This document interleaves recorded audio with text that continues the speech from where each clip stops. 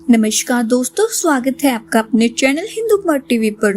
दोस्तों, आज मैं आपको वैशाख महात्म्य का 21वां अध्याय सुनाने जा रही हूँ। वीडियो को शुरू करने से पहले वीडियो को लाइक करें और चैनल को सब्सक्राइब करें। वैशाख महात्म्य का 21वां अध्याय। तब श्रुतदेव जी कहने लगे कि शंख मुनि और व्यास दोनों बड़े विस्मित हुए। तब शंख मुनि ने पूछा, तुम कौन हो और तुम्हारी दशा ऐसे कैसे हो गई थी? हे सौम्य, किस कर्म से तेरी ऐसी शुभ बुद्धि हो गई और अकस्मात तेरी मुक्ति कैसे हो गई? यह सब हमें बताओ। शंख मुनि के इस प्रकार पूछने पर वह दंडवत पृथ्वी पर गिर से झुका, हाथ जोड़कर कहने लगा, मैं प्रयागराज का निवासी कुसित मुनि का पुत्र, ब्राह्मण रूप, यौवन, विद्या में बढ़ा चढ़ा, बहुत बोलने वाला, धनवान तथा सदा मद से गर्वित रहता था। मेरा नाम रोचन था। आसन, शयन, निद्रा, लोक आचार्य, ब्याज लेना, यही मेरा व्यापार था। मेरी किसी पर श्रद्धा नहीं थी। इस तरह से मेरा बहुत समय नष्ट हो गया। वैशाख के महीने में जयंत नाम के ब्राह्मण भगवान के प्यारे वैशाख मास के धर्म की कथा सुनाया करते थे, जहाँ चारों वन के हजारों स्त्री पुरुष प्रातः काल स्नान व मधुसूदन भगवान का पूजन कर कथा सुनते थे। मैं उस सभा में पगड़ी पहन पान चबा वहां का कौतुक देखने को जाता था। वहां जाकर कभी हंसी कभी निंदा करता। ऐसे लोग बातों से सब श्रोताओं का मन चिलायमान हो जाता।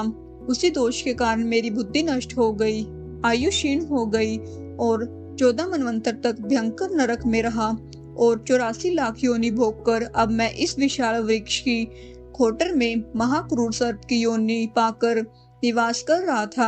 हे विपर्षे, अपने पूर्व जन्म के कर्मों के फल से 10 सहस्त्र वर्ष से निराहार निवास कर रहा था कि दैव योग से आपके मुख कमल से निकली कथा को चक्षु गोलक द्वारा सुनने से मेरे सब पाप दूर हो गए और सर्प योनि छोड़ दिव्य देह धारण कर आपकी शरण में आया हूँ। मैंने तो कहीं कोई उपकार नहीं किया, फिर सज्जनों का संग कैसे हुआ?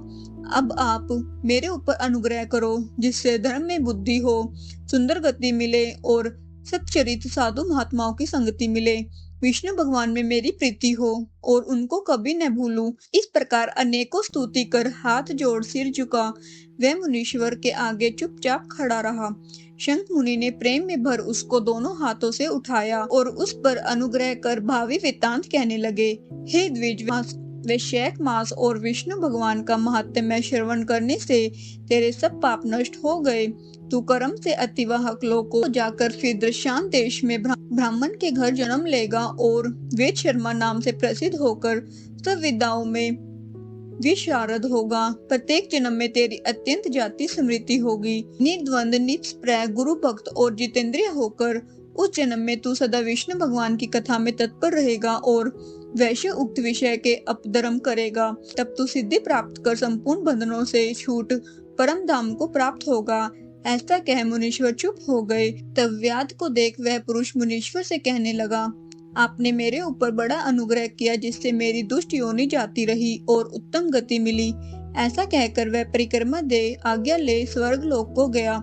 हे राजन, तब संध्या को जाने पर शंख मुनि ने व्याध को संतुष्ट हो सायंकाल की संध्या कर विष्णु भगवान के अनेक अवतारों की कथा सुना।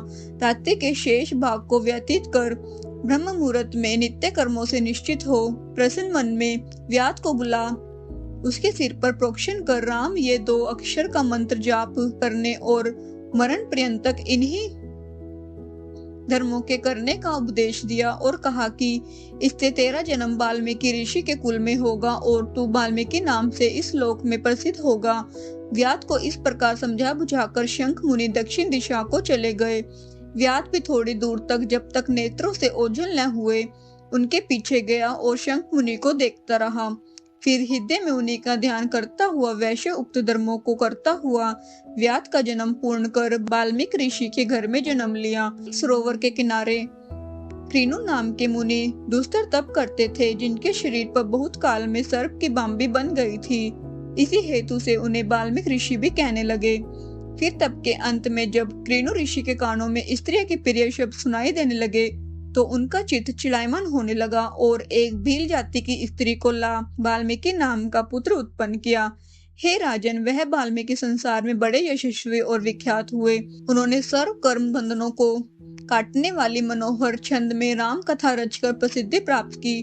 शुद्ध देव जी बोले, इसी प्रकार वैशाख मास में व्याध के सिर्फ जूता दान करने से दुर्लभ ऋषि तक प्राप्त हुआ। जो कोई इस रोमांच उत्पादक इस पाप नाशक आख्यान को सुनेगा और औरों को सुनावेगा, उसे मोक्ष प्राप्त होकर उसका जन्म संसार में फिर नहीं होगा।